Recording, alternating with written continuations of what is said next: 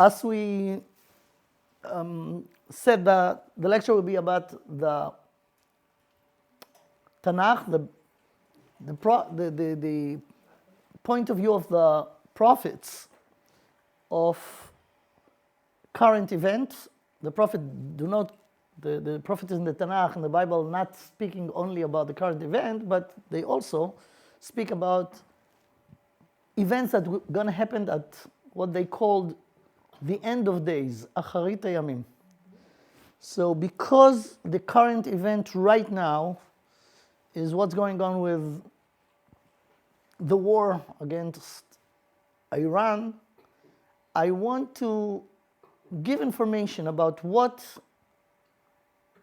Iran is.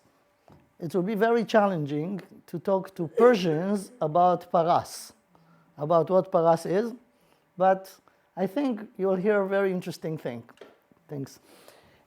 This shiur will be dedicated to the memory of the neshama of Shila Miriam Bat Shlomo Alea Shalom.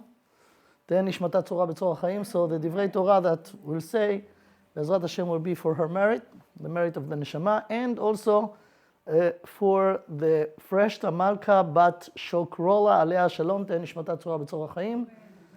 So there is a power, there power for the word of Torah, the understanding of Torah. We learn the Torah, we first get the merit, but we could dedicate it also to people that are not with us anymore, and that could work for them very significantly. Okay, when is the first time that the nation of Paras, Persia, mentioned in the Torah? I'll show you something very interesting. It's not written exactly like this. Let me give the information first. We'll have time for questions later, okay? So the first place is actually here in Sefer Bereshit. I don't know how many of you read Hebrew. That's the Tanakh. I'll try to translate, okay? So in Sefer Bereshit, after the Mabul, after the flood, the Torah gives the names of the dynasties that came from each one of the children of Noach. So Noach has 3 sons, Shem, Ham, Veyefet, and here are the names that mentioned in Perek Yud, in the first 2 psukim. Ve'ele toldot bnei Noach, Shem, Ham, Veyefet. So he had 3 sons, Shem, Ham, and Yefet. Pay attention to the third one, Yefet.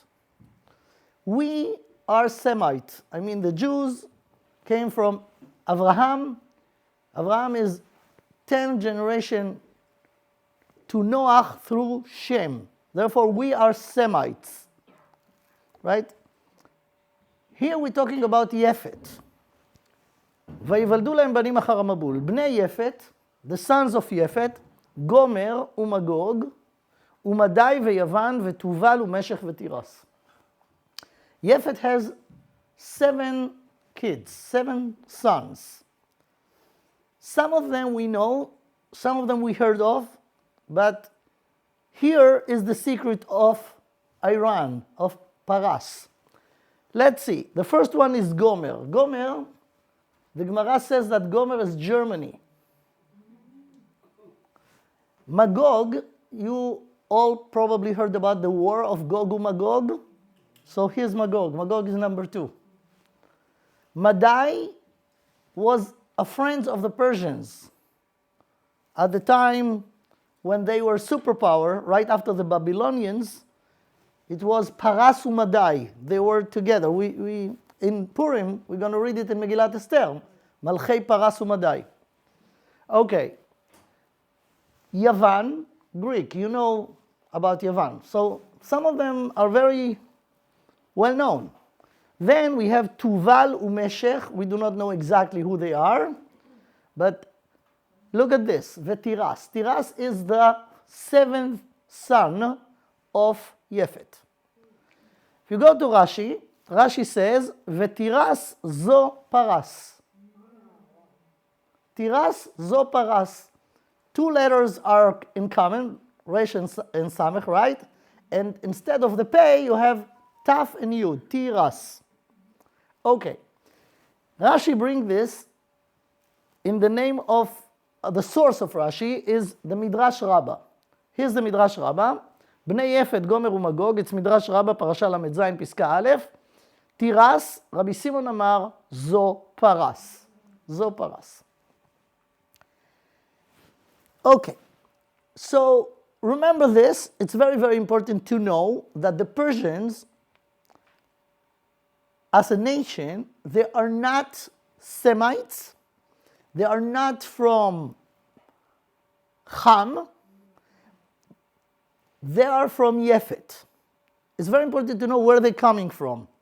Even though Persia of today is a Muslim country, not just from now, since the Islam took over at the time of Muhammad, they went and conquered the Middle East and all these nations. But Tiras, in there, you know that they changed their name to Iran, right?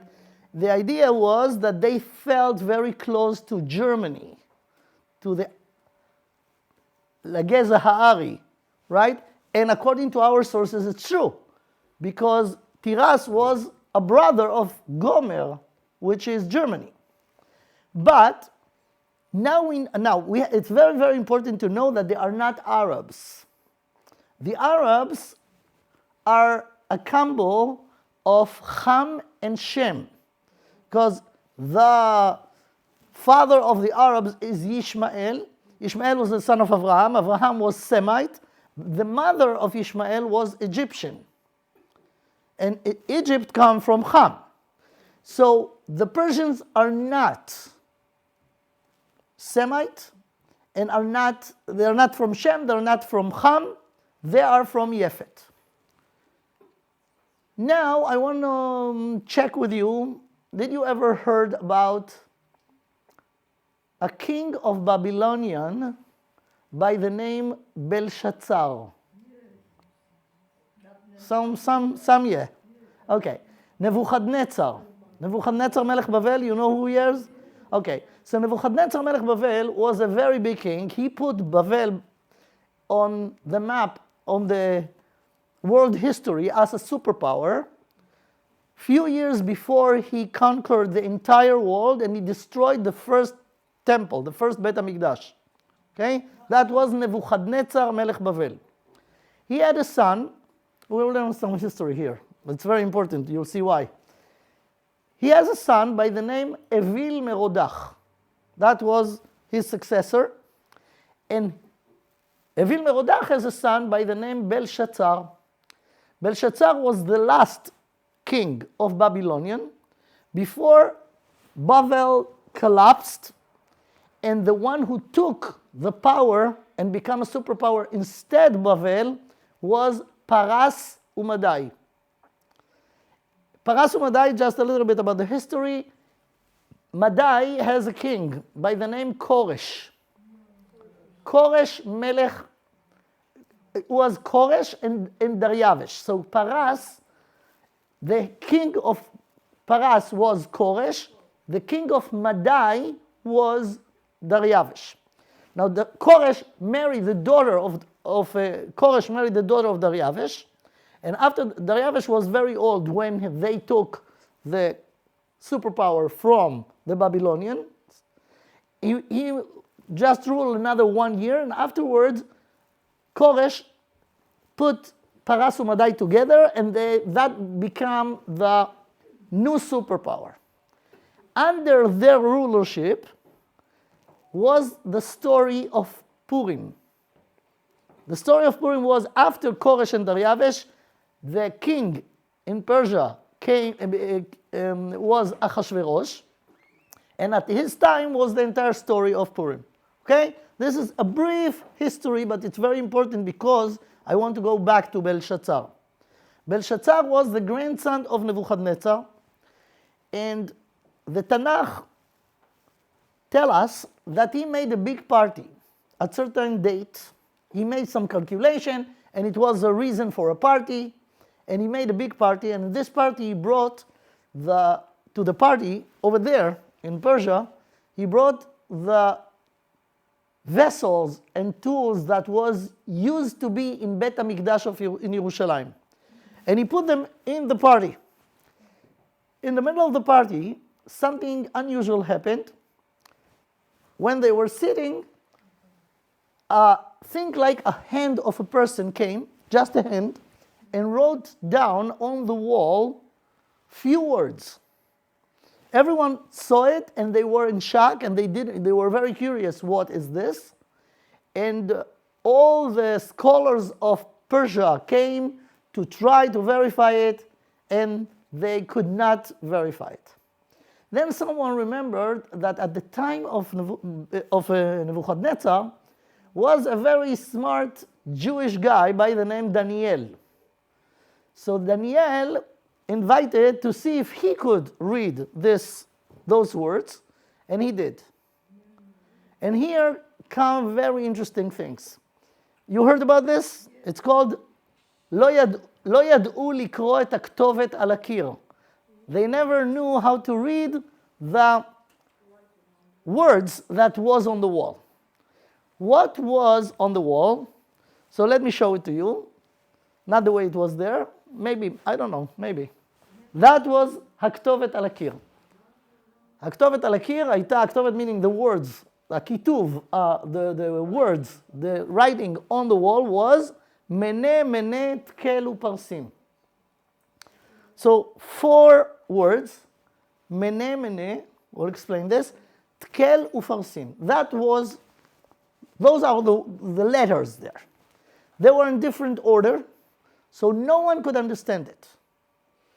Then Daniel came, and I'll show you the original in Sefer Daniel. All of this described in Sefer Daniel in the Tanakh, right? So let me show it to you. It's written in Aramaic, in Sefer Daniel, Perek Hey, the 5th chapter of Daniel, and this what's written there. Vedna ktava dirashim. So Daniel speaking here, and he said, Vedna ktava dirashim, those letters that written here, mene mene tkelu parsim. Now he explained what is the meaning of this. Dena pshar milta. This is the solution of those words. Mene mana ela malchutach. Mene mene mana meaning Hashem counted the time that you are a king. Mana Eloha malchutcha v'hashlema, and it's done. It's finished. Your time to be a king. Tkal tekilta b'moznaya. He weighed it on a scale. V'ishtakach chasir, and it's done. Your credit or your time to be a king is done. Now, this is mana, mana, tkel. Mene, mene, meaning he counted. Tkel, he weighed it on the scale. Uparsim. Now look at this word. This word is very important. Uparsim. What's the solution? Paras prisat malchutcha v'ityehevat lemadai ufaras. You could see that the word paras is here, right in the middle of uparsim. Uparsim, yud, nun, at the end of the word in Aramaic, it's plural. It's like yud, mem in Hebrew. Yad, yadayim, ozen, oznaim, regel, raglaim. So paras, parsin, parsin meaning it's 2 paras. Double paras. Menem net kelu parsin. So how he explained this? That Hashem check out your credit to be a king. It's done, it's over. Therefore, what is the meaning of the word paras in Hebrew? Lifros is to slide, to cut. Lifros, prusa. Like you have a loaf of bread. Prusa, lifros. So this is the meaning of paras, lifros. Meaning your time is over, you got to the end of it, now we're cutting it, and divide it. Press פריסת, meaning it's done, it's cut, מלכותך, והתייהיבת, and it's given to מדי ופרס. So according to this, what is the meaning of the word paras? Cut. Sliced. Sliced. So we have to know that before that, paras was not called paras. It's called tiras, as we started. In the beginning, Sefer Bereshit, it was tiras. Tiras. Instead of the taf yud, comes the letter pei. Now the pei is to slice it. We'll see deeper thing soon. Let's go to the Metzudot. The Metzudot is the commentaries on the Tanakh. Paras, עניין שבירה. לפרוס זה לשבור, to break, to cut. כמו הלא פרוס לרעב לחמך, בפסוק in ישעיהו, give the poor person part of your food because he doesn't have food. So what is paras? לפרוס, to cut, to break, to slice. That's the Metzudot. Midrash Rabbah. And here it's a very, very important information. The Midrash Rabbah on Megillat Esther. In Megillat Esther we find the word למלכי פרס ומדי, right? אחשוורוש היה מלך פרס, he was the king of Paras. So, the Midrash Rabbah on Megillat Esther, חיל פרס ומדי, פרס. Ask the Midrash, למה קוראים אותה פרס? Why this nation called Paras? What do you mean lama? Why? That's a name. So it was a question because it was not the original name. The original name was Tiras. So how come it changed to Paras? That's what the Midrash asked. I asked, please, the phones, if you could put them on silence. למה קוראים אותה פרס? שקיבלה את המלכות פרוסות. Listen to this, it's very important, not too many people know this, and it's very crucial. קיבלה את המלכות פרוסות. We didn't heard nothing that you said this time. Every nation that Hashem decide will be a superpower in the world has certain time that they will be a superpower. And the rule is, we'll see it later, אין מלכות נוגעת בחברתה אפילו כמלוא נימה. When a time of a kingdom to fall and to finish its power, it fall immediately. It could not go over to the next one that his turn or their turn to rule, right? So, about the Persian, there is something very, very interesting. The Persians, until the time of Nebuchadnezzar and Babel, they were not a special nation. They were a regular nation. Then they become a superpower. But when they become a superpower, you know how long they ruled after they took the superpower from the Babylonians? 52 years. 52 years. What's the problem to locate this phone and just... I have a machine that's connected to the phone and I cannot shut it off. Oy. Sorry. So we're going to hear it the entire time, right? It's very low. I put it on very low. Okay. Okay, what do you want to do? Right. Okay. So they were there. They were a superpower for 52 years. It's not long, and it's not the entire time that they were a superpower. Their power will be divided to portions. Portions also, right? Portion, paras. Portions is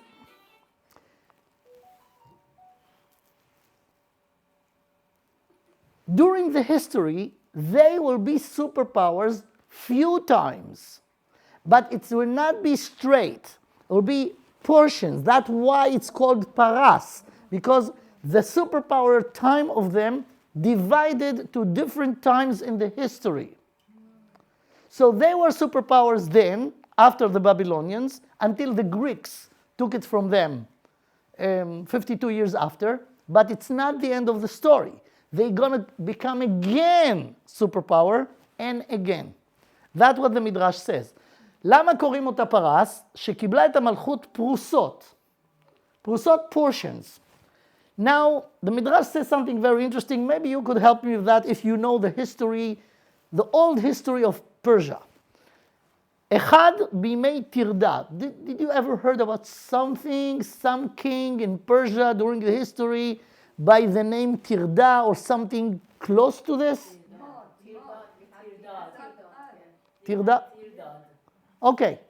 So Tirda was probably a name of a leader in Persia at certain time. So that's what it says. אחד בימי תרדה, אחד בימי אדרחיין. Adarchian, I don't know, again, if you ever heard about such a thing. It's very interesting. I find the word Adar here. Adar, the time of the story of Purim, right? It was connected to the Persian. Adarchian. Ve'echad, very interesting, look at that. Ve'echad le'atid lavo. In the future, Persia going to be a superpower again. So the Midrash said over here that will be 3 portions, 3 times in the history, that they will be very strong, a superpower for a certain time. But because it's not straight, that's the reason it's called paras, because it's prusot. It's divided to portions. I think I find it very amazing information, and I do not know how many people knows about this. But that's what the Midrash says. Hadau dichtiv, ve'aya ze shalom, whatever. So the Midrash, that's the information that the Midrash brings us.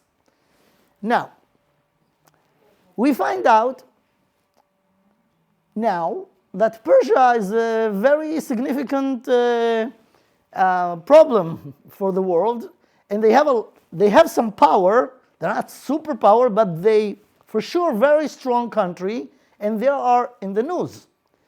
So we could understand, we'll put together all the information, all the pieces of the information to find the puzzle. Now, Rabbi Yitzchak Abarbanel wrote a very interesting book called Ma'ainei HaYeshuah. Ma'ainei HaYeshuah, Yeshua is salvation. Ma'ainei HaYeshuah, that's a pasuk in Yeshayahu, U'shavtem mayim besason mima'ainei HaYeshuah. So he called his sefer, his book, Ma'ainei HaYeshuah.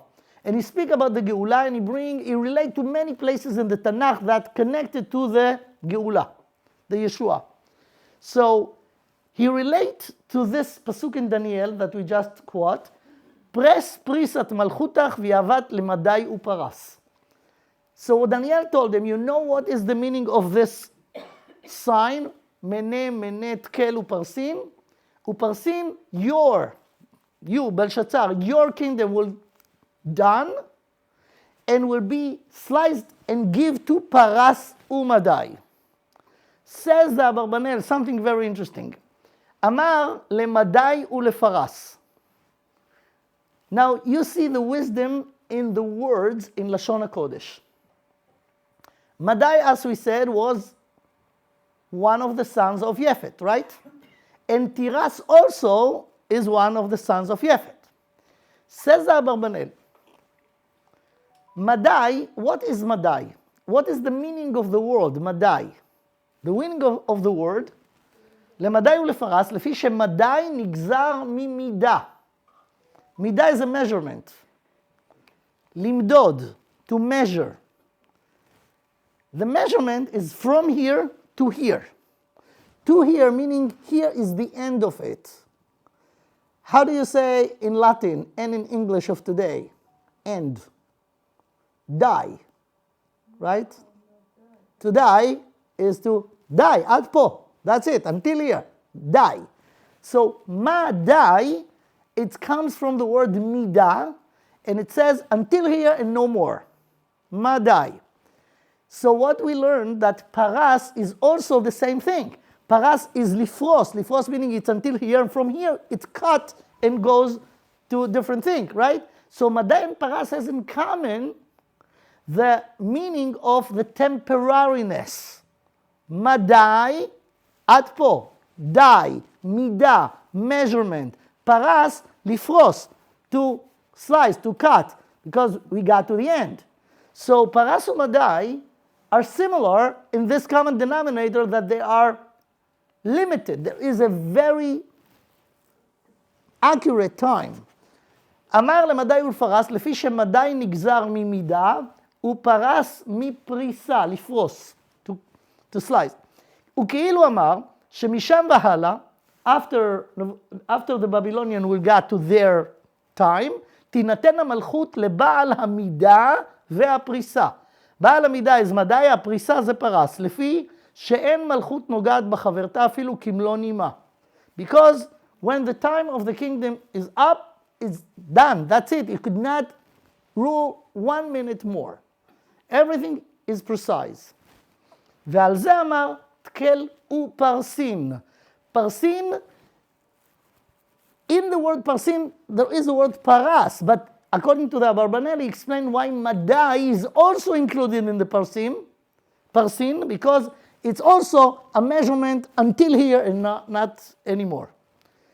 Continue the Abarbanel and says something very important that we should know. You know, everyone today is worrying what's going to happen, what's going to be, right? So what we have to do, and that's why it's so important to learn Tanakh, to learn the words of the prophets, because they're not telling us stories about what happened. It's not a history book. It's way more than a history book. It's mentioned things that happened in the history, but it's mentioned also how Hashem, who runs the show, look at this. And when you learn Tanakh, if you want to know where things going, where it's going to be, what will be, if you analyze right what happened in the history, you could know the future. You could learn how Hashem thinks and what's going to be. So the Abarbanel, based on this, says the following. והיוצא מזה הסיפור. The entire story of this written that was there in the wall of Belshazzar. היוצא מזה הסיפור, what comes from this story, תוחלת ותקווה רבה לאומה הישראלית. It's a big hope for us as the Jewish nation. Why? Because we are in exile for so long. And the question is, where are things going? Where are we going? What will be the future? So if we know that everything is under control, and Hashem is running the show, and Hashem said, I'm gonna redeem you. So you have to know that you have to be patient and don't give up. See, let me give you an example of what's happening now. In the last, let's say, I believe it's almost a month since this story of Persia is on the table, and everyone around the world just dealing with a speculation when Trump will decide, right? Today, tomorrow, tonight, in half an hour. If you're crazy enough to follow the news, you'll get completely cuckoo. Because, you know, the indication here, and so far nothing happened. So far. It could happen in 5 minutes, but we do not know. So we have to know that not Trump is the one to decide. There is a real king of the world. This is Ribono Shel Olam, the master of the universe, and everything is calculated. If someone should be in power, they will be in power until the last moment. But after this last moment, it will be done. So says רבי יצחק אברבנאל to us, והיוצא מזה הסיפור תוחלת ותקווה רבה לאומה הישראלית, to the Jewish people, שיאמינו שלכל זמן ועת לכל חפץ תחת השמיים. Everything has a time. And when the time will come, and Hashem is the only one, not Trump, not anyone else, not the people who sit in the studios and explain to you. No one knows, only Hashem. When the time will come, Hashem will put the decision in the mind of Trump or other people who decide whatever. ושבבוא עת הגזרה מהאל יתברך ופקודתו, מהרה חושה תצא לפועל. When the time will come, Hashem will make it happen quickly, very, very rapidly, quickly. כמו שאמר, פסוק in ישעיהו, אני השם בעיתה אחישנה. When the time will come, it will be very quickly, אחישנה. But we need to wait until the time will come, and no one knows the time, but ריבונו של עולם, but the master of the universe. כי הוא אלוהינו, מונה כל דבר בעיתו ומחשב הקץ. Hashem has his, he knows, he see the picture, and he is the one who calculate the time of the קץ, meaning the קצה, the edge of the things. כמו שעשה לבלשצר, same way he did to Belshazzar, because Belshazzar was on the horse, he was a king, he made a party, he didn't realize that after Daniel will tell him the solution, at the same night he was assassinated. The same night. And the Persian Malchei Paras Umadai came in the same night and become the superpower and took from him the kingdom. כמו שעשה לבלשצר, ושאויבי השם יכלו, כמו שנפלו זרע נבוכדנצר ומלכות בבל, על מה שעשה לישראל. And here, very important words. You have to know, guys, we are in the center of the history. Always. Even though we are small, we are few, but everything that's happening in the Philippines connected to us. In anywhere in the world. It's all around us. And anyone who harmed the Jews, going to pay the price. At the time, it doesn't seem. It seems that they are so successful and we are so miserable. There are chashbon for everything. There are calculation, and everyone going to pay the price. But again, to see the picture, only Hashem could see it. He revealed it to Daniel, and Daniel knew how to write את הכתובת על הקיר, the words that was on the wall that no one else could know. So, I want to add to the Midrash Rabbah that we said before, the Yefe Anaf, it's called, one of the Mefarshim on the Midrash, Chel Paras Umadai. So remember the Midrash asked, פרס, למה קוראים אותה פרס? שקיבלה את המלכות פרוסות, portions. פירוש שלא מלכה זמן ארוך בדורות רצופים. The Persians was not straight, but they will be in power, but will be breaks between the times, and will be few times during the history. אך אחרי ימי תרדה נפסקה מלכותם, והחלה מחדש אחר זמן בימי אדרחיין, ונפסקה עד לעתיד, שאז תמלוך שנית זמן מה. So what's written here in the Midrash? That we're gonna find Persia again in the center of the news. לעתיד, they will be in power לזמן מה. What's לזמן מה? For a certain time. So I'm not sure that we're talking about the Khomeini revolution. But it's also something very interesting that they empower and they cause problems to the world, to their population, to the world in the last 50 years or so, right? Now, when it's going to end, we do not know. Hashem will know. We are now in the middle of the history, and big things could happen now, today, tomorrow, next week, wherever. But I think that what's mentioned over here, לעתיד, עד שלעתיד תמלוך, I'm not sure that it's talking about what's happening right now. And here, I might cause some of you disappointment. We think that we do not know how to really analyze things. You know, many people try to explain that what's happening now, since October 11 and everything around it until what's happening right now, many people think that it's connected to the war of Gog and Magog. And it's wrong. And I could prove it. it's wrong. It's not connected to Milchemet Gog uMagog. In order to understand why, you have to listen to my shiurim about Milchemet Gog uMagog. I have a few versions of series of classes, some of them are in English also, few versions, that I analyze the psukim, the verses, the information in the Bible and the Tanakh about what Milchemet Gog uMagog is. So let me explain to you in few words what is this. Milchemet Gog uMagog, don't be scared. Milchemet Gog uMagog is a good thing for us. It's not good at all for the nations of the world, but for us it's good. And soon you'll understand why I put it in connection to this.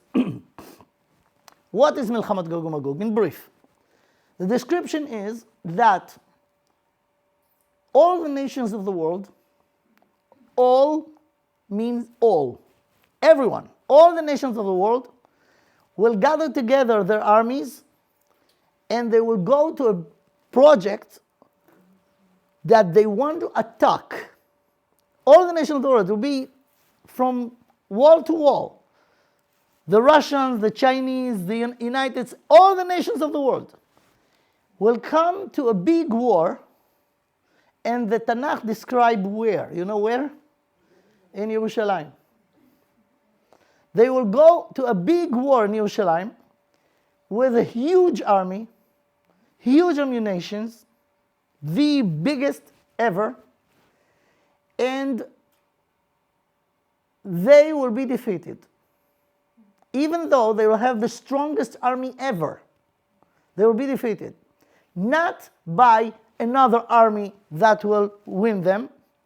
Hashem himself, ויצא Hashem ונלחם בגויים ההם כיום יילחמו ביום קרב.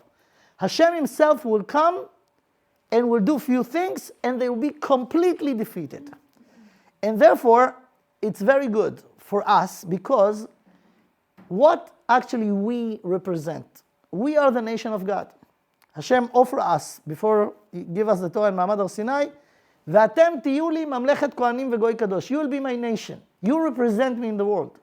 And we represent Hashem in the world. And the world do not like it. Because the world wants to be themselves the king. They do not want a king above them. This is one of the reasons of the anti-Semitism. They hate us because we're saying to them, you are not, you're nothing. There is God, He is the king. So at the end of days, they will come to conduct a war against the idea of what the Jewish nation represent. And they will be defeated, and when they will be defeated, then they will understood in the hard way that Hashem is the king. This is the purpose of the war of Gog uMagog. Now, the description of the war, the war is in the Tanakh, in the more the most detailed information in Nevuat Yechezkel. In Yechezkel, Perek Lamed-Chet veLamed-Tet, chapter 38, 39 in Yechezkel, there is a description about what's going to happen. And look how Persia involved in. Now, remember that Magog is the second son of Yefet. If you remember how we started, Bnei Yefet, Gomer, which is Germany, uMagog. And Magog is the one who put together all the orchestra. The leader of Magog, his name is Gog. Gog is the leader of Magog. He is the one who gathered together all the nations of the world. Right? Now, Persia mentioned there, and remember, Persia is Tiras, and Tiras is the young brother of Magog. He's one of the sons of Yefet. So, in Perek Lamed-Chet Yechezkel it says the following, Vayidvar Hashem elai lemor. Hashem speaks to Yechezkel, and he said to him like this, Ben Adam, sim panecha el Gog eretz hamagog. Direct those words that Hashem sent you to say to a person. The name of this person is Gog. He is the leader of the nation called Magog. Magog is the Eretz, is a country. Nesi Rosh Meshech veTuval. Meshech veTuval are also two of the sons of Yefet. Vehinave alav. And Hashem says to Yechezkel, talk to this person. I have words to say to him, to Gog. Okay? ואמרת, כה אמר השם אלוקים, הנני אליך גוג, נשיא ראש משך ותובל. I will not translate every word over here for those of you who understand Hebrew fine, but it's not very important for now. ושובבתיך ונתתיך אחים בלחייך, והוצאתי אותך ואת כל חילך, סוסים ופרשים, לבושי מכלול כולם, קהל רב, צינה ומגן תופסי חרבות כולם. Summarize it. You will go, gather together many people, many ammunitions, and you will come to a big war. So, he is a king of Magog, he is a president, Nasi, Shel Meshech Vetuval, but he will gather with him all the nations of the world, and here, some of the list. Who will come with him? Who else? Next few verses, Paras, Paras, Kush, Ufut, Itam, Kulam, Magen, Vakova. So Paras mentioned here. Kush, Ufut are from the dynasty of Ham. Uvnei Ham, Kush, Umitzrayim, Ufut, Uknan. Gomer is his older brother. Uvnei Yefet, Gomer, Umagog. Gomer v'chol agapea. Bet Togarma is Turkey. And by the way, you have to pay attention to Turkey. Turkey now going to play a very important role when the Iranians maybe will fall, but even not, Persia, Turkey and Egypt. We have to pay attention to them because they are going to be a very important players as it looks in the next few years maybe. So, Togarma is Turkey, ואת כל אגפיו עמים רבים איתך. So, the Tanakh says עמים רבים. עמים רבים, many nations. So I'll give you some information that mentioned in the Midrash. The Midrash says, if you take those two words, Gog, Umagog, and make the numbers, what will be the numbers? Gog, Umagog.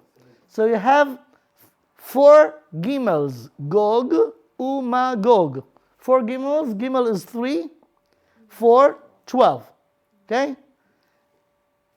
3 vavs, Gog, in the middle there is a vav, Umagog, 2 vavs. It's 18. 18 plus 12, 30. And you have a mem, Magog, mem is 40, 70. 70 is the 70 nations in the world. So, all of them will come with him, including Persia. But Persia is not a main leader there. Magog is the leader. Persia will come with him with the other nations. Okay. Now, you have to know that all the information that we have in the Tanakh is in a way not clear. Because they give you some information here, some it looks like a contradiction. It's not. Because if you just follow the politics, you follow the events, one day is not similar to the other. What was true 30 years ago is not true at all today. 30, 40 years ago was something called the Brit HaMoetzot, right? The nations of the USSR, yeah. And then it fell down within one night, and there is no more. Things change very rapidly. So if you take all the information, you should know that everything that we have from the Torah, from Chazal is true. It's related to different part of the process. Okay? So the war of Gog and Magog, why I said before that what we facing now is not connected to Gog and Magog, because in Gog and Magog war, all the nations of the world will come together. It never happened before. As I mentioned, the East and the West, China, Russia, and United States, and South America, and Australia, everyone together. That's not the case now. Now, what we're facing now is America against Iran. So they are not in coalition, they're not coming together. Therefore, it's not connected to the Gog and Magog war. So we still have what to expect. Don't jump to conclusion from what you see now and relate it to, wow, the apocalypse, that the end of the world. No, there are stages or its process. I want to show you a piece of information that mentioned in the Gemara. Very, very interesting. It's a little bit, I try to make it simple. Don't get scared, okay? All those words. It's a piece of Gemara in Masechet Yoma.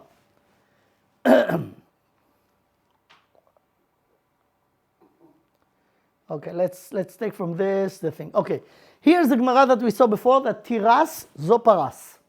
Tiras zo Paras, the original name in the Tanakh is Tiras, but it changed at the time of Nebuchadnezzar, of the Babylonians, to Paras, milshon Prusa, lifros.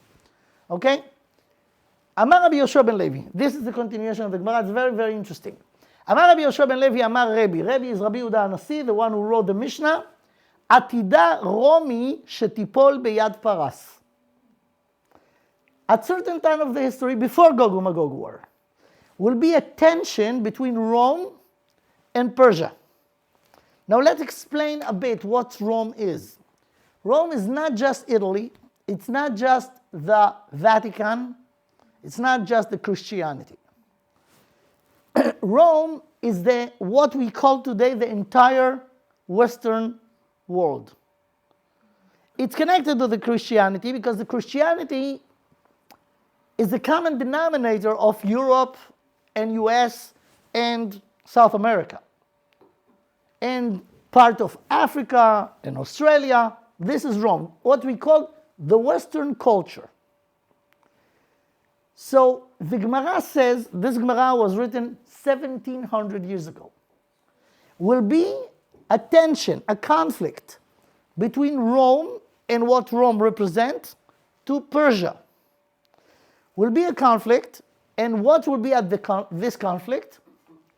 Atida Rome shetipol beyad Paras. The Persian will win in this conflict. Don't jump to conclusions. Again, let's first analyze, see what the information is, then analyze it. Sheneemar, so he bring a pasuk from Yirmiyahu, לכן שמעו עצת השם, אשר יעץ אל אדום, אדום is Rome, ומחשבותיו אשר חשב אל יושבי תימן, אם לא יסחבום צעירי הצאן. אם לא ישים עליהם נוהם. מהי צעירי הצאן? So, Edom is Rome, and Hashem has a thought. You know the pasuk that we sang every morning in the tefillah from Tehillim? רבות מחשבות בלב איש, ועצת השם היא תקום. עצת Hashem is the thought of Hashem. So there is a thought of Hashem relating to this conflict between Rome to Persia, and in this Atzat Hashem is not what we think. Rabot machashavot belev ish, what we think. But Atzat Hashem itakum. What Atzat Hashem? Atzat Hashem is that Tzeirei Atzon meaning the youngest, which is Tiras, which is Paras, they will win Edom, which is Rome. My Tzeirei Atzon, Zutra de'achoi. Zutra is the youngest of the brothers. The Tani Rav Yosef, and here the Gemara in Yoma bring again Tiras zo Paras. Okay, so that's the opinion of Rabbi. But the Gemara bring more opinions that just the opposite of what the Rabbi said. Look at this. Amar Rabba bar Bar Chana, Amar Rabbi Yochanan, Mishum Rabbi Yehuda berabbi Eli, Rabbi Yehuda, Atida Romi shetipol biyad Paras. So it seems like same opinion that Rome gonna be falling, defeated by the Persians. Now, what's the reason? Here he brought the pasuk from Yirmiyahu, but Rabbi Yehuda berabbi Eli bring a kal v'chomer, and see again how everything is around us. It seems like, yeah, there is a tension between Europe and America and the Persians. It's all because of us. We are involved behind the scenes. So, what's the story? Why Rome gonna fall and defeated by the Persians, קל וחומר. ומה מקדש ראשון שבנאוהו בני שם והחריבו כסדיים ונפלו כסדיים ביד פרסיים? Okay, the first temple, the first בית המקדש, was built by who? King Solomon, שלמה המלך, right? שלמה המלך is from the dynasty of Shem. He's Jewish, right? So who destroyed בית המקדש? The Babylonians. The Babylonians are the Kasdim. The Babylonians destroyed בית המקדש. Who gave the permission to rebuild בית המקדש? בית שני. The Persians. So we find out that the Babylonians are the one who destroyed בית המקדש, and the Persians are the one who let בית המקדש to be rebuilt. Therefore, they have merit. They have merit because they let the Jews to rebuild בית המקדש. מקדש שני שבנאו פרסים והחריבו רומיים, who destroyed the second temple? The Rome. Rome is Edom. So, if you take the Persians and the Edomites, the Rome, who has more merit? The Persians. The Persians built and they destroyed. אינו דין שיפלו רומיים ביד פרסיים. So because of that, says Rabbi Yehuda, in this conflict that we're talking about, that will be between Rome or the Western society to Persia, Persia has a benefit. And Persia gonna defeat the Western society. אמרו לרב כהנא ורב אסי לרב, בנוי ביד סטורי? How could it be? No, that, okay. Rav says the opposite. עתידה פרס שתיפול ביד רומי. That the Persian will be defeated by the Rome. So they asked him, how could it be? Because those are the builders of בית המקדש and those are the destroyer of בית המקדש. אמר לו, listen to this, עם גזירת מלכי. גזירת מלכי meaning, you're right, the Persians have more rights, more merit, but Hashem decide, and this is רבות מחשבות בלב איש, and you with your מחשבות could think that it makes sense that they have more merit, therefore they should defeat the Rome. But no, עצת השם יתקום, this is a decree from Hashem that the Persian will fall in the hands of the Romans. Okay. תניא נמי אחי, the Gemara bring a braita, עתידה פרס שתיפול ביד רומי. And also, the Gemara says that it's גזירת מלך. Okay. Fine. What we have to, I don't want to, again, if it was a Hebrew lecture, I will bother to go to all the details, read them. It's a bit too complicated here. So let's summarize it. You have to know everything that happened, everything that's happening, everything that's gonna happen, it's all under the full control of the master of the universe. It's not us. We are, us, I mean, it's not people. No people, it's not, the decisions are not made in the Oval Office in the White House. No. And not even in Persia, I don't know, in the bunker of Haminai. That's not how it was. The things are big. There is purpose to the universe. And the entire history, Hashem lead it to fulfill the mission and fulfill the goal or the purpose of the universe. We are main players because we, the Jews, took on ourselves to be the nations of God. Therefore, the entire history is around us. As I said, even if you have anything that happened in Chile, and it seems not so connected whatsoever to us, it's connected. We do not know, we do not see the big picture.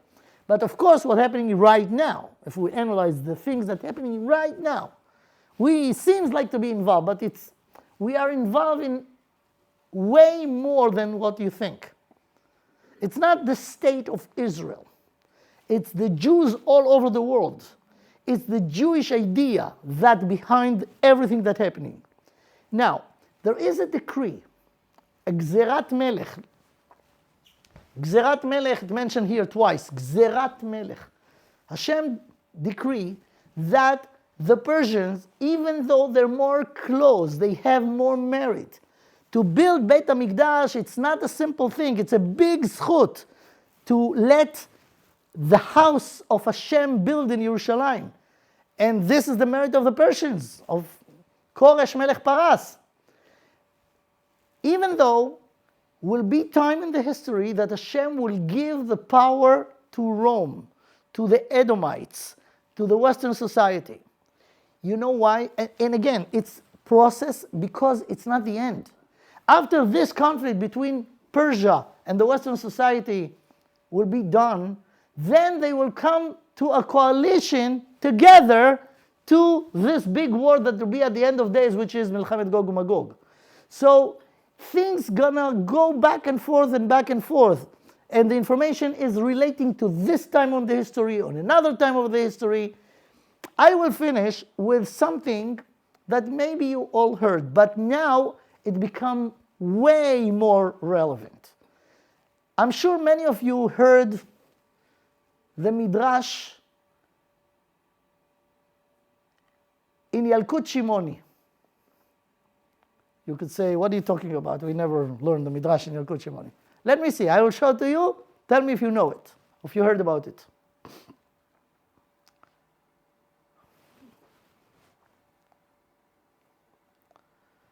This Midrash, ישעיהו פרק ס'. אמר רבי יצחק, שנה שמלך המשיח נגלה בה, the year that the Mashiach will be revealed, Mashiach, the Redeemer, the Goel, כל מלכי אומות העולם מתגרים זה בזה. The sign will be that will be a big mess. All the nations of the world will fight each other or threat each other. Is it what we hear now in the news? כל מלכי אומות העולם. We have a war in Ukraine and Russia. We have China with the war, the economy war. We have the interest of US, South America, Venezuela, and what's going on with Persia and the Arab-Israeli conflict. כל מלכי אומות העולם מתגרים זה בזה. מלך פרס, now the Medrash says, did you ever heard this Midrash? מלך פרס מתגרה במלך ערבי. There is a tension, and now we see it, between the Shiite and the Sunnis, right? So the Persians are not Arabs. We said, we know, right? They're not Arabs, but they're Muslim. But they're Muslim in the Shia. And their enemies, very, very bitter enemy, are the Sunnis. Because of the inner conflict that they have over there inside the Islam, right? So we find out until very recently, and it's very interesting that it changed now, that Saudi Arabia, which is the Arabs, was very afraid from the Persians. And therefore they run to United States to have agreement that they will protect them. But you heard the news in the last few days that they said to the Americans, no, not from our, you are not, if you go to a war against Iran, not from our land, our territories. Just because they're afraid. But actually, again, America has interest. It's all matter of interest. It's all money. It's all. The bottom line is money. So one of the reasons that says now in the speculation why it's delayed so much is because of the American base in Qatar, in Saudi Arabia, that they want to make sure that it will be protected before they attack. But anyways, there is a tension, philosophical or theological, inner Islamic tension between the Persians and the Arabs. So the Medrash mentioned this.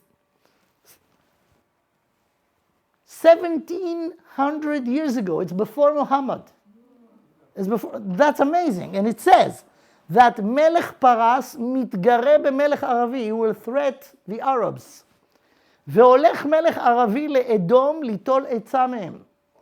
So the Arabs will go to the Western world, meaning America, to get support from them to protect them against the Persians. It's just the politics of today, right? Written here, clearly. וחוזר מלך פרס. Now, here I have not too good news. We all hope that finally America with all the power will destroy Khomeini and destroy and finish this Ayatollah regime. We all hope so. It doesn't look so. I'm sorry. It doesn't look so. Because you saw, remember what we learned? Who gonna fall in the hand of who? Either the Persian by the Rome or the Rome by the Persians. But look at what happened here. והולך מלך ערבי לאדום ליטול את עמם. The Arabs, the Sunnis, will go to get support from the West. וחוזר מלך פרס ומחריב את כל העולם. I do not know, but maybe next week you will understand this line. מלך פרס מחריב את העולם. They're threatening this. They're saying it very clearly.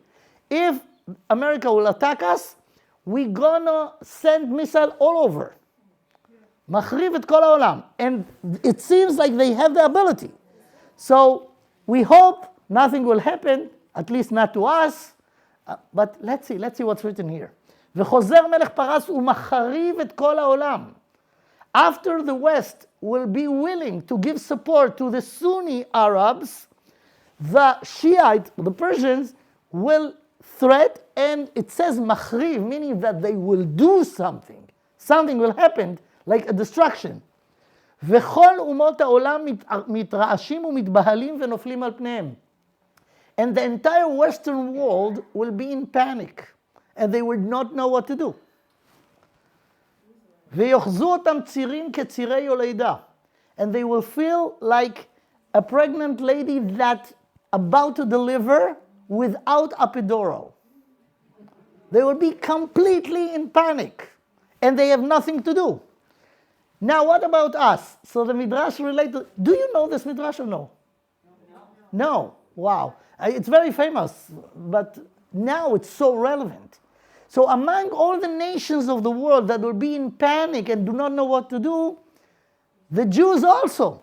וישראל מתרעשים ומתבהלים ואומרים.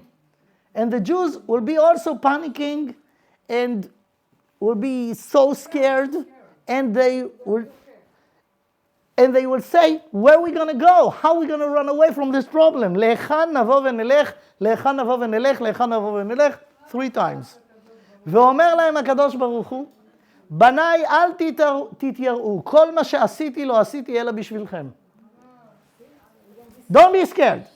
And this is the message. Even though it's scary, don't be scared. Why? Why don't be scared? It's scary.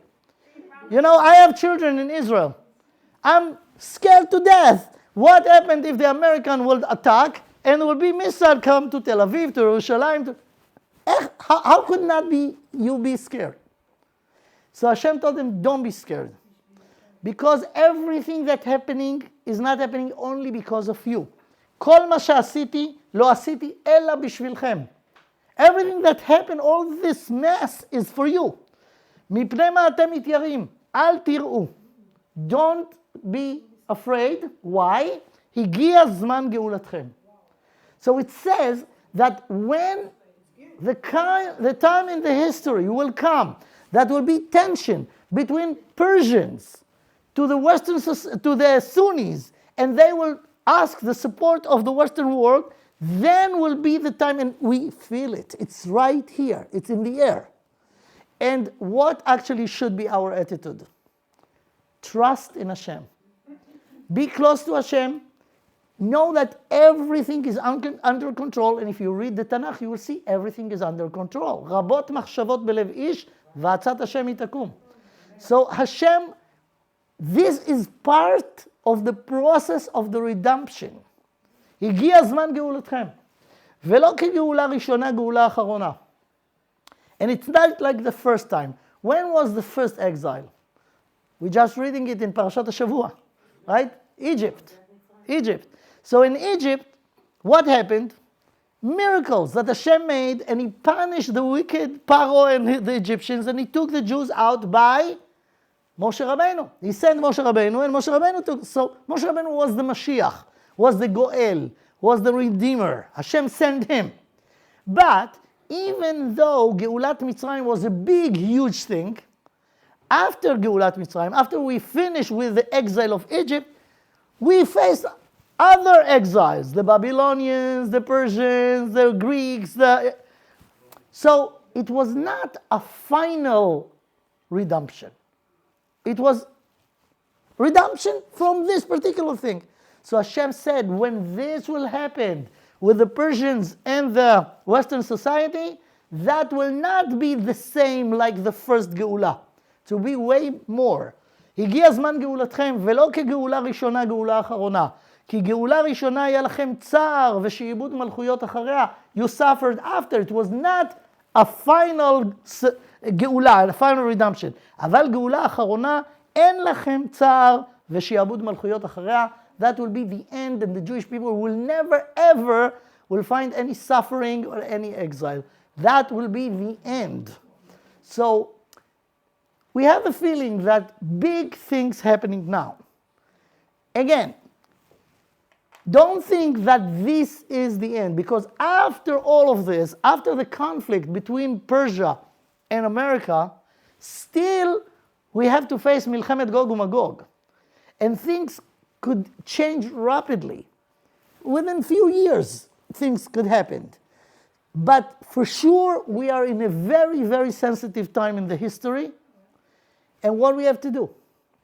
Trust Hashem. Be mechazek ve'emunah.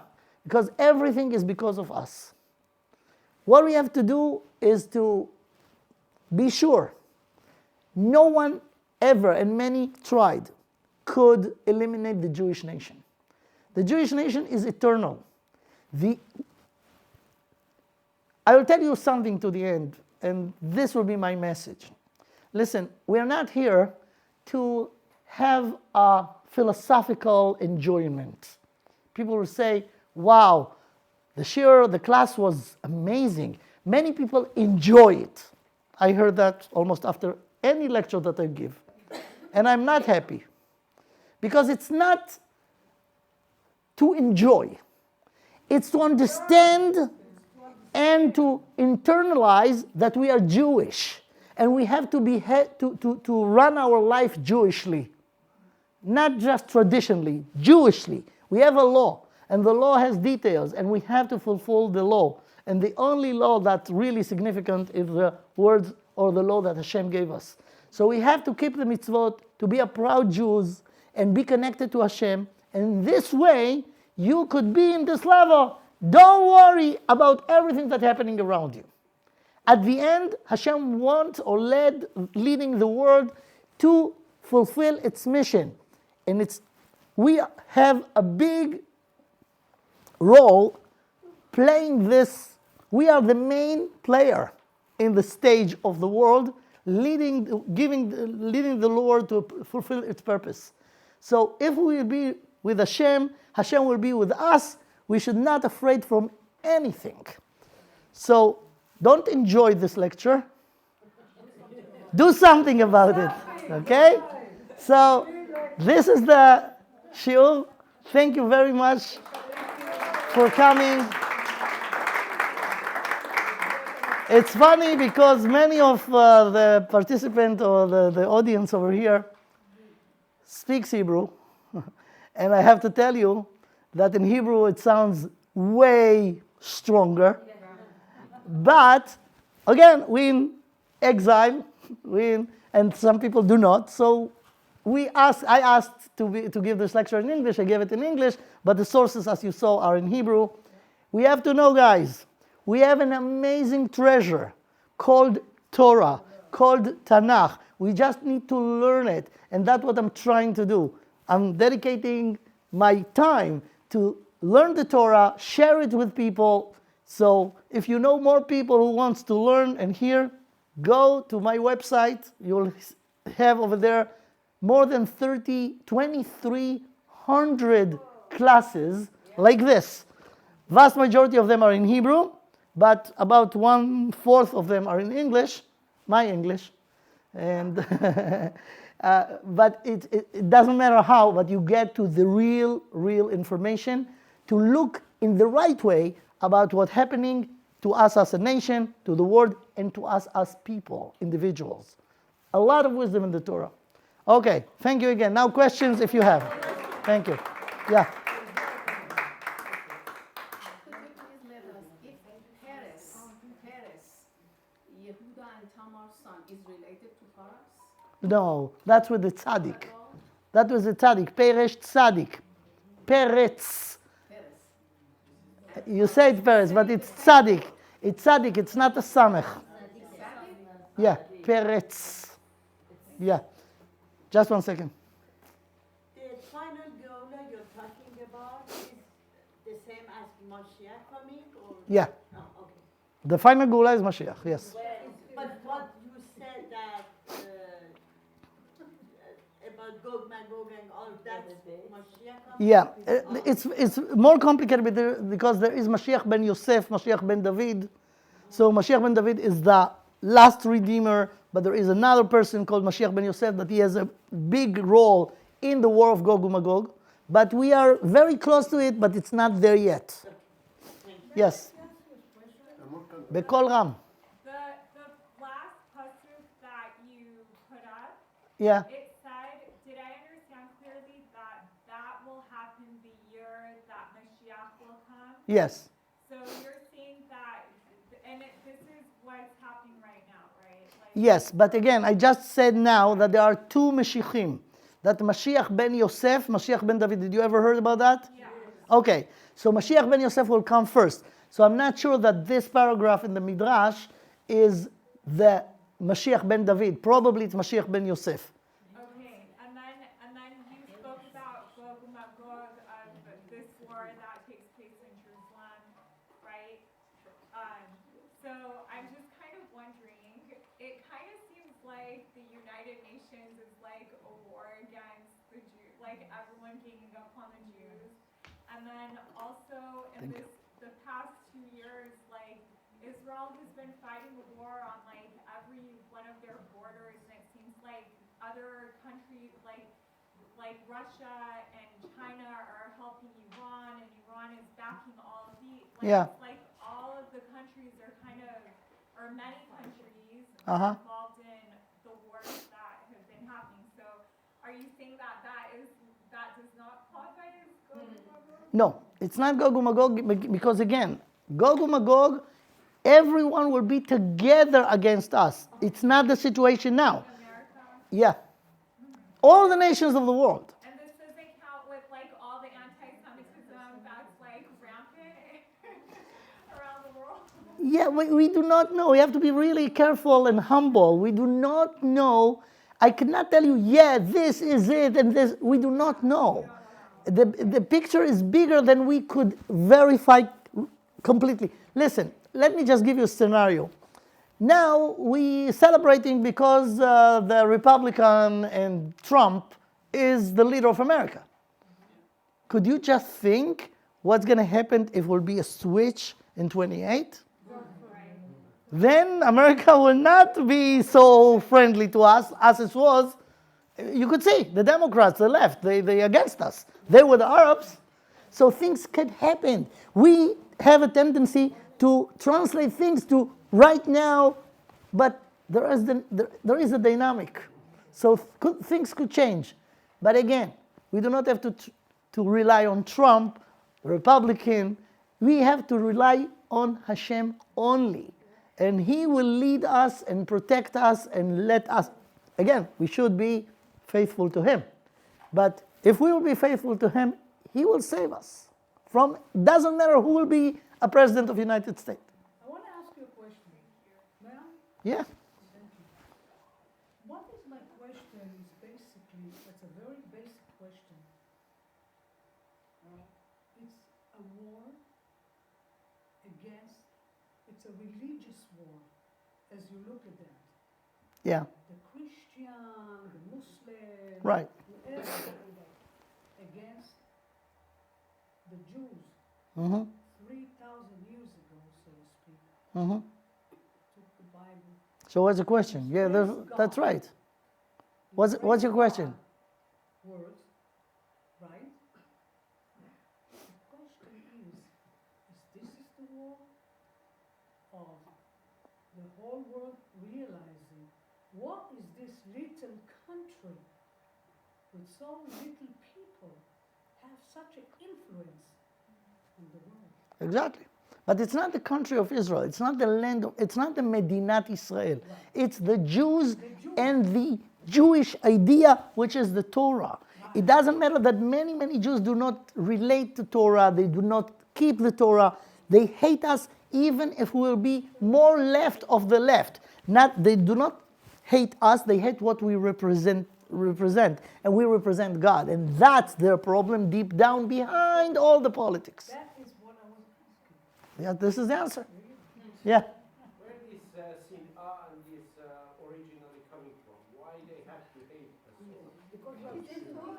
What's the reason? Because jealousy is because... Okay, so let me tell you.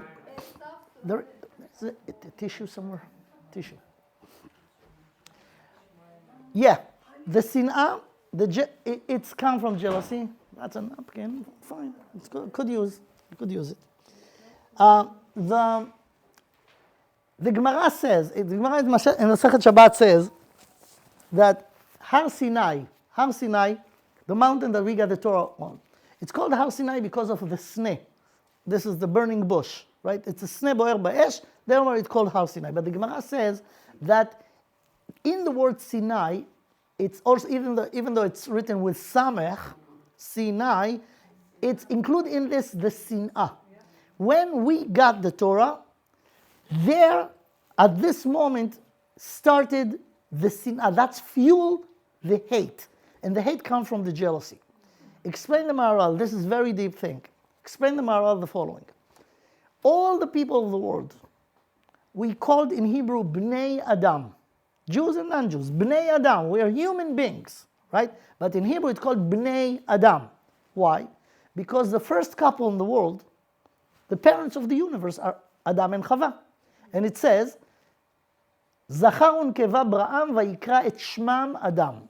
So Adam and Chava are Adam. All their descendants, their children, are Bnei Adam. Bnei Adam. Hashem gave them a mission. Gave them one commandment, Adam and Chava, and they didn't listen. And they didn't listen to him. They didn't listen to him. They made the sin, Chet Adam HaRishon, and the entire world, not just the world, but the people, lose their very high level, spiritual level they were there. So when we speak about Adam, says the Ramchal, we have to talk about Adam in two levels. The full potential that he had before the sin, and the low level of human being that we are in after the sin of Adam HaRishon. So until Matan Torah, all the people of the world, Kol Bnei Adam Ba'olam, was in the lower level of the full potential of being human being. When we got the Torah, we got, what is the meaning of the word Torah? Instructions, Torah, Torah li et haderech, instructions. So the instructions are how to go from this very low level that the human being fall to up. So we got the Torah. The nation of the world refused to get the Torah. And now, after we got the Torah, we could go up to the higher level of human being.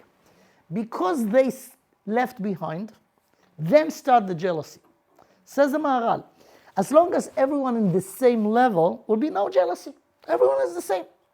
But when part of the group, of the entire people, has the potential to be in higher level, then all of a sudden other people said, wow, we are very low compared to them.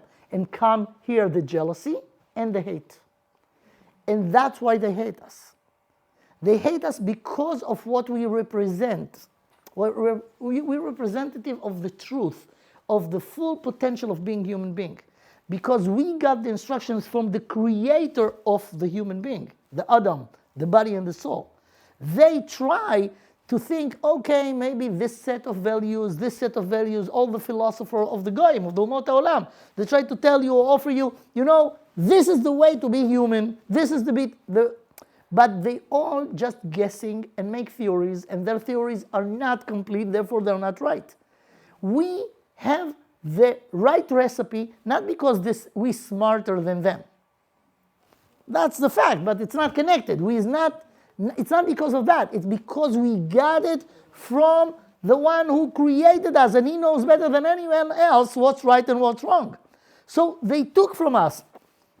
I mentioned that a lot of time. You know, here in America, everyone knows, every Christian, every non-Jew heard about the Ten Commandments, right? And they appreciate the Ten Commandments, and they even say that they believe in the Ten Commandments, right? Where the Ten Commandments coming from? From us, from our book. And they agreed that we are 3,300 years ago the only nation, as a nation, who was exposed that Hashem talked to us. They believe in this. Every Christian will believe in this. It's written in the Bible. Hashem talked to us and gave us the Torah. They know it. And they do not. So it means that Hashem says, you know how to fulfill your potential as a human being? This set of rules. They know it, but they do not do it. They do not do the Torah because of the twisted Christian ideas that it's not relevant anymore. But they agree that Hashem said that this is the way to live, to run your life. So what? He changed his mind? Yeah, that's what they say. Okay. But anyways, this is the sinner. This is the hate. The hate comes from this. Every generation, they find another excuse why they hate us. Why they hate us? Because we murdered the Palestinians. Really. And why they hate us 80 years ago before the Palestinians exist? Why they killed us in the Holocaust? From different reason. And why they killed us in the Inquisition 500 years ago? Before Nazism, before Palestinians, different reasons. See, but the main real reason is the fact that we have the truth. We have the words of God in the right way. And it's a shame that so many Jews today do not know enough about the words of God. They run their life like other people, like other Gentiles. They do not know the halakha, they do not know the Torah, they do not keep Shabbat, they do not keep kashrut, they do not keep the mitzvot, and yet they hated by them.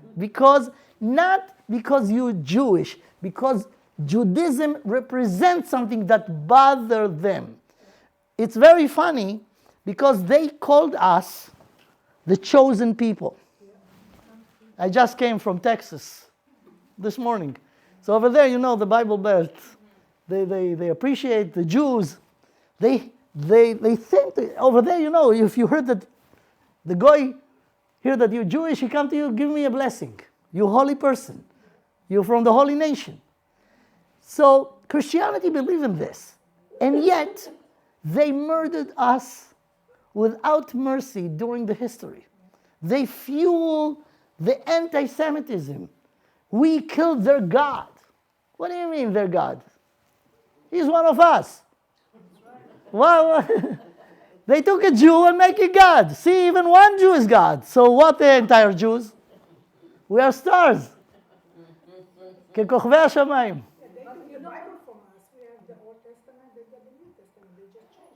Yeah, they stole they have our Bible, but they add to it, right? They add to it the new. This old and new. So when they say new, it means that the old is not relevant anymore. We said it's not the Old Testament, it's the only Testament. And that is the cause of everything. And even though many people in the world today are atheists, look what happened to Europe. Christianity started from Italy, but now, after the French Revolution, Europe became atheist. In America, all the left are atheists. But still, this is the thing behind the scene. That is the reason of the resistance and the haters. You know, I tell you something. I go to a lot of different lectures, okay, and synagogues, and I see a lot of Spaniards coming to the Judaism, becoming Jewish. the Yeah. families. Yeah. Mhm. These days, they are Yeah, yeah. converting to Right. Judaism. Yeah, it's not easy. It's not that hard to realize that there is a lot of problem with the theory of the Christians.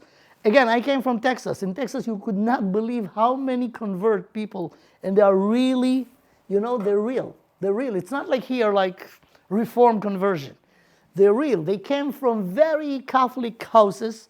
They realize at a certain point that it doesn't make any sense, and they become completely Shomrei Torah v'mitzvot. Unbelievable. You could find over there Mexicans and even black people become Shomrei Shabbat עם כל ההידורים, learning the halachot and everything. Yeah, that's what's going to happen at the end of days. At the end of days, when the truth will be revealed, the goyim will say, wow, we were wrong. They taught us wrong all this time of the history. And the Jews, this small group, not just the Jews, the frum Jews, those who are, Orthodox, they were the right ones. And everyone will come back. So we have to be before them. Then the goyim will become Jewish when we will be Jewish. So think about it. Start from tomorrow. Be Jewish. Okay. Thank you all for coming. Thank you for hosting it. It was a pleasure.